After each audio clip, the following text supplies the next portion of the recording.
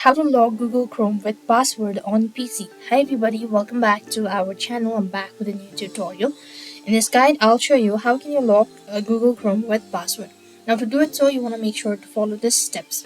First of all, open up your Chrome browser. So when you're logged into your account here, what you have to do is you want to go to the Chrome Web Store. And on the search box, you want to type in Web Store. Now press the first link that appears, chromewebstore.google.com.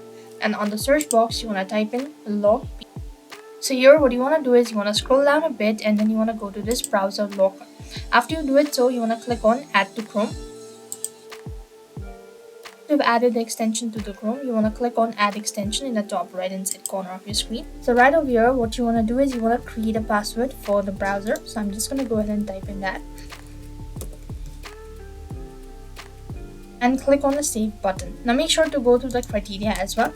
And click on the save button. Now password has been saved. Now restart your browser and then you've successfully saved it. So that is the way you could lock your browser. I hope the video was helpful. Make sure to like, share and subscribe to our channel. Thank you for watching. See you in our next video.